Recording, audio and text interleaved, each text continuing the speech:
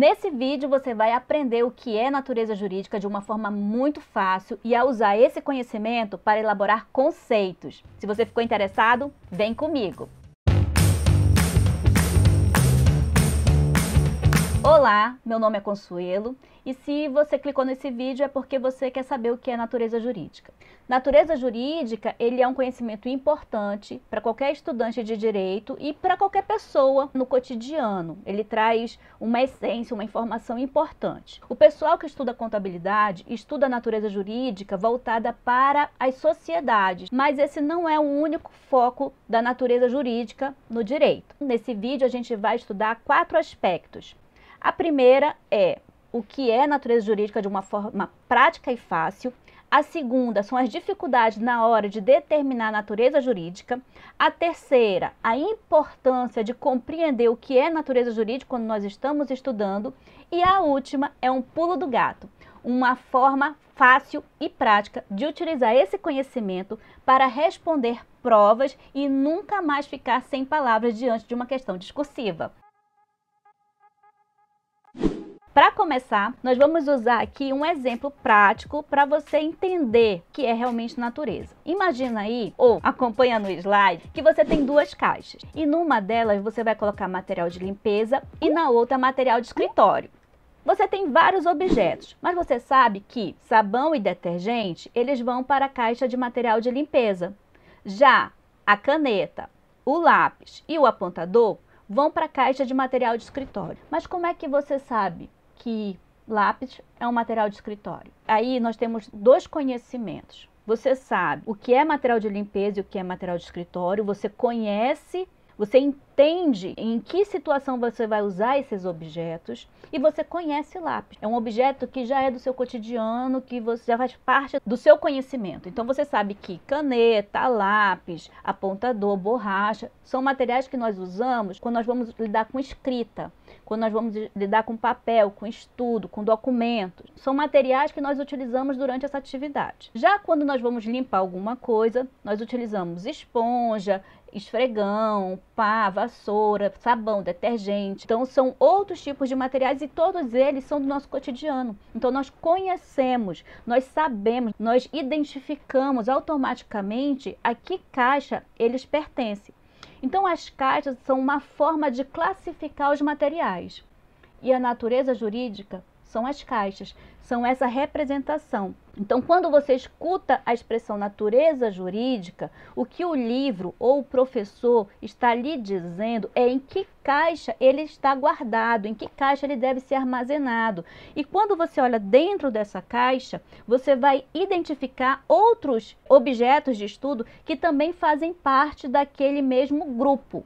Quais são as dificuldades que a gente pode encontrar na hora de identificar a natureza jurídica?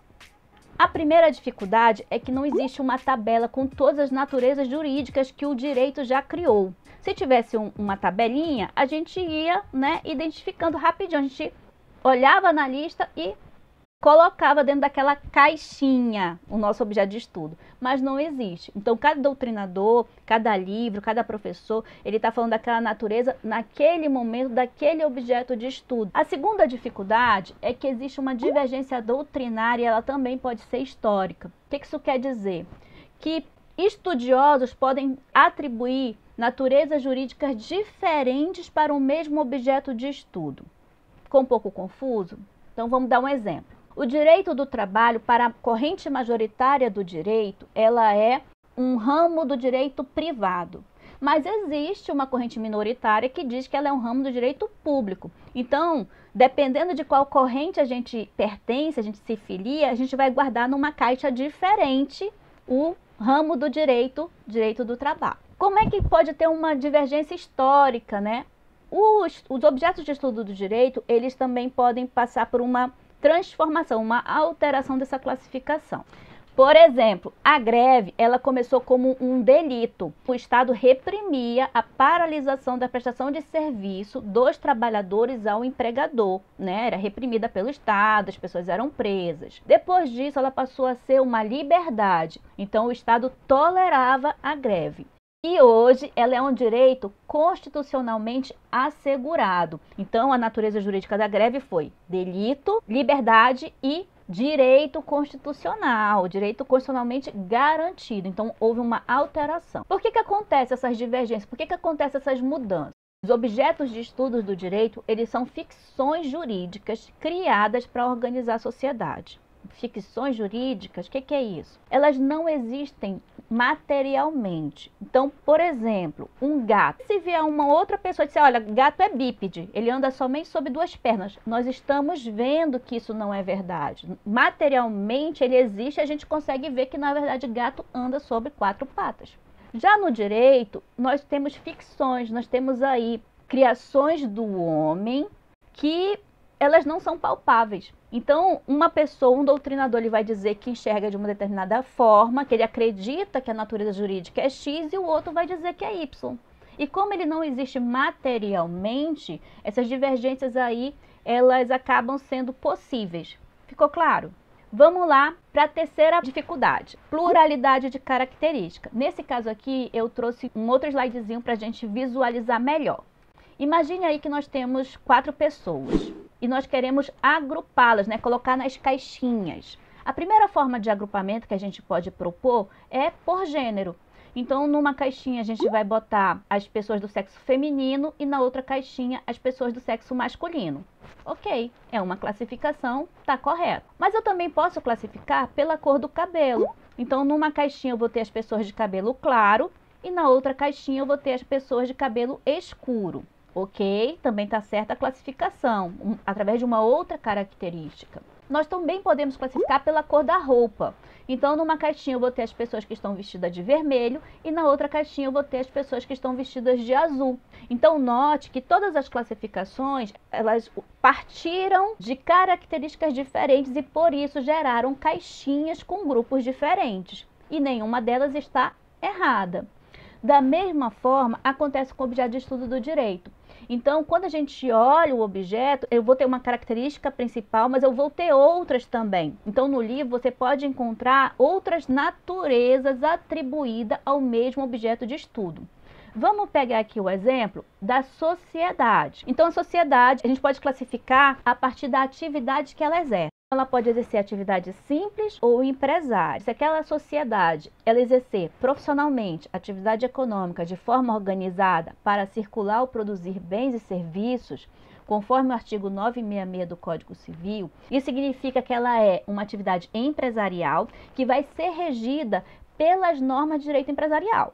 Se ela não exercer dessa forma, se ela não reunir essas características, ela vai ser regida pelo Código Civil e ela vai ser uma sociedade simples. Mas eu também posso criar a caixinha a partir da responsabilidade dos sócios. Então, na sociedade eu posso ter sócios de responsabilidade limitada, de responsabilidade ilimitada, são aqueles que respondem com patrimônio pessoal pela atividade empresarial, ou eu posso ter sociedades mistas, que eu tenho alguns sócios que têm responsabilidade ilimitada e outros que têm responsabilidade limitada, ok?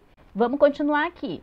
Eu também posso fazer uma classificação pela forma de constituição. Então, eu posso ter sociedades de pessoas e sociedades de capital. Na sociedade de pessoas, não há uma sucessão. Então, tem ali 3 sócios e um deles quer sair. Ele não pode vender a parte dele para um estranho sem o consentimento dos demais sócios, né? Porque o que reúne eles ali naquela atividade é uma afinidade pessoal. E eu posso ter ainda uma sociedade de capital, onde não importa quem é o sócio, onde o que importa é o valor que ele investiu, que ele contribuiu para a formação daquela sociedade. E aí ele pode vender a parte dele para quem ele quiser, independente do consentimento dos demais. Eu também posso ter uma classificação a partir do documento de nascimento, a certidão de nascimento aí dessa sociedade. Pode ser contratual ou estatutária.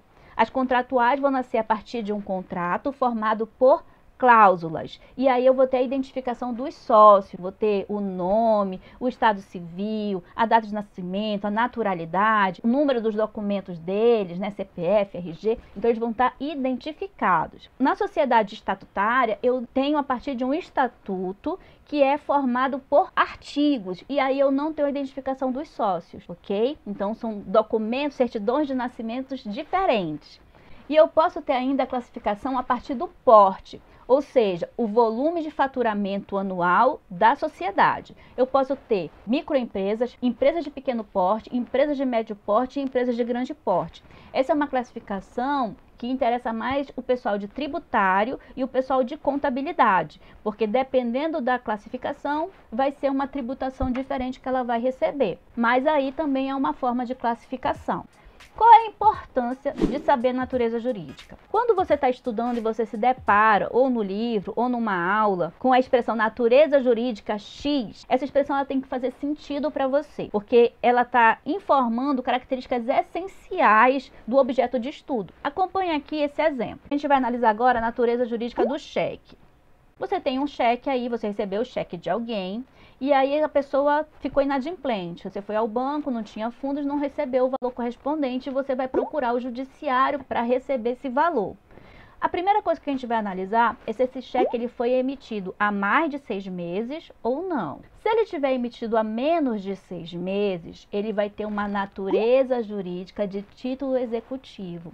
Ou seja, você não precisa entrar com um processo de conhecimento para o juiz analisar, chamar outra parte para contestar, para dizer por que não pagou, de onde que veio aquele crédito, né? Por que a pessoa te deu esse cheque. Título executivo, você entra direto com a execução. O juiz, ele vai chamar a outra parte para pagar. E se a pessoa não pagar espontaneamente, o juiz pode fazer um bloqueio judicial, né, nas contas dessa pessoa. Porém, se o título executivo, né, se o cheque tivesse sido emitido há mais de 6 meses, a natureza jurídica mudou. E aí o juiz vai chamar a outra parte para contestar. Nós vamos ter uma lide jurídica, a pessoa vai ser chamada para ser ouvida também, vai ter ali uma briga judicial.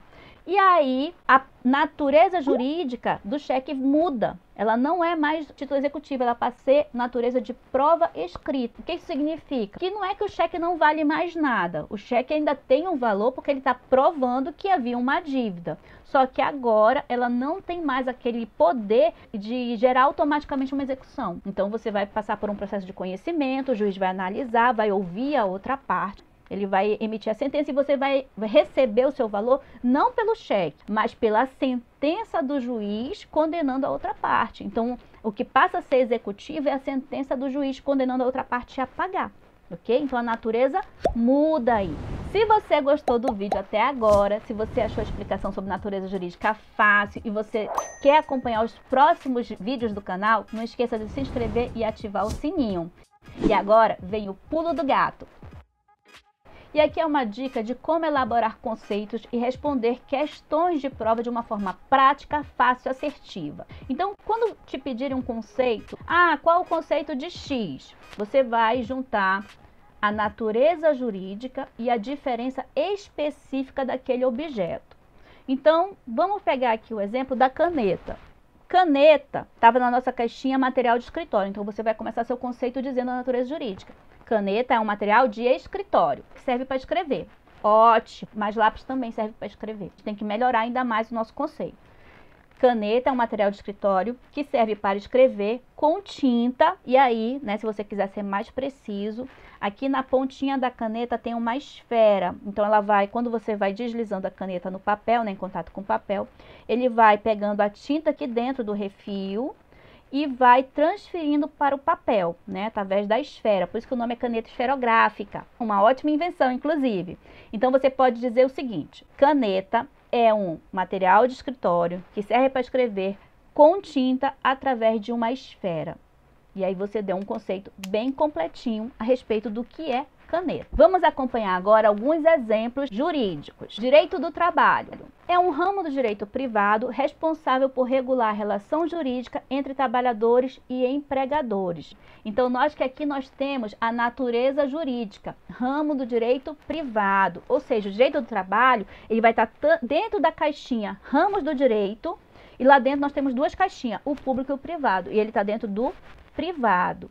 Quando a gente abre essa caixinha do direito privado, lá nós encontramos civil, direito do consumidor, direito empresarial e o direito do trabalho.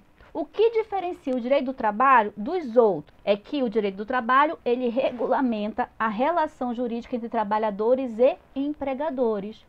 O direito civil, ele toma conta do restante, né?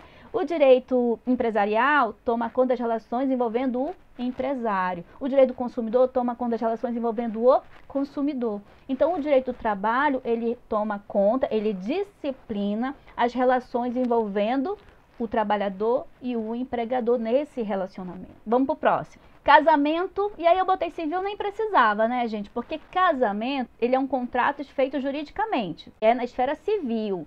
O casamento religioso, cerimônia, a noiva vestida de branco, pessoa vestida lá de terno, um líder religioso ali que vai consagrar a cerimônia, esse é um casamento religioso. Nada tem a ver com casamento civil. Geralmente, esse casamento religioso, ele tem o poder de já ser registrado como casamento civil, mas isso aí é uma coisa que a gente vai abordar numa outra aula.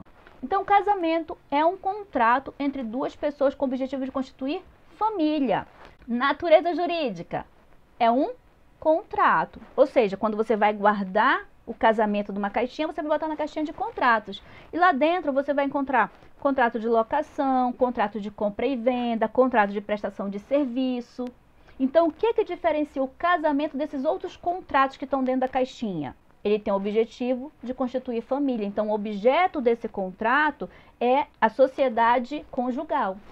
Ok? Tranquilo aí, né? Vamos aumentar um pouquinho a dificuldade agora. Fundação. Ele é um patrimônio destinado a um fim de interesse público ou social que adquire personalidade jurídica na forma da lei civil. Esse conceito aqui eu tirei do site, ou foi do Ministério Público Estadual de Santa Catarina, ou foi do Paraná, um dos dois. E eu achei ele um pouco difícil, achei assim, ele bem rebuscado, vamos dizer assim. Então, eu escreveria de uma forma mais fácil para o meu estudo. Então, eu coloquei assim, ó. É uma pessoa jurídica formada por um patrimônio destinado a atender o interesse público ou social.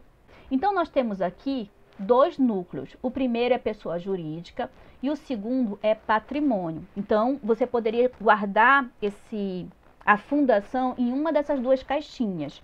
No conceito de cima, lá do Ministério Público, ele resolveu guardar dentro da caixinha patrimônio. Então, quando você abre patrimônio, tem aquelas que têm personalidade, que são as fundações, e tem aquelas que não têm personalidade, que são os outros patrimônios todos, ok? Eu acho dessa forma mais difícil, então eu prefiro guardar na caixinha, dar o enfoque no meu conceito a partir da personalidade, da pessoa jurídica, tá? Então, é uma pessoa jurídica. No Brasil tem 6 pessoas jurídicas, de acordo com o artigo 44 do Código Civil. Associação, sociedade, fundações, partidos políticos, entidades religiosas e eireles. São essas 6 que nós temos. Atenção! Em 26 de agosto de 2021, entrou em vigor parte da Lei 14.195, determinando a transformação das eireles em sociedades limitadas unipessoais. E o que diferencia a fundação das outras pessoas jurídicas, da associação, da sociedade, do partido político? É que nesse caso aqui ela nasce a partir de um patrimônio. Então é um patrimônio que adquiriu personalidade jurídica. É uma pessoa jurídica formada por um patrimônio. Então esse é o diferencial. Ficou claro? Ficou bem mais fácil dessa forma, né? Então perceba que é muito importante que você entenda o que é natureza jurídica, porque com ela você está recebendo características essenciais do objeto de estudo. Se você encontra a natureza jurídica é X, o melhor é você parar ali, pesquisar o que esse X significa e aí voltar para continuar o estudo. Porque senão você sempre vai ter ali uma lacuna, você não vai estar internalizando realmente o conhecimento, porque você não sabe o que aquela parte da informação significa. Se você assistiu até o final, gostaria de agradecer por você ter ficado aqui. Se você quer ter mais vídeos como esse, deixa seu like, escreve aqui nos comentários o que você gostaria de ver nos próximos vídeos, quais os temas que você gostaria que fosse abordado. Se você tiver qualquer sugestão para nós, não esqueça de comentar aqui, mas nós vamos ficar muito felizes de receber o seu feedback aí dessa produção. Esse é o nosso direito de saber, acreditando na transformação da sociedade a partir do conhecimento. Um grande beijo para vocês e até o próximo vídeo.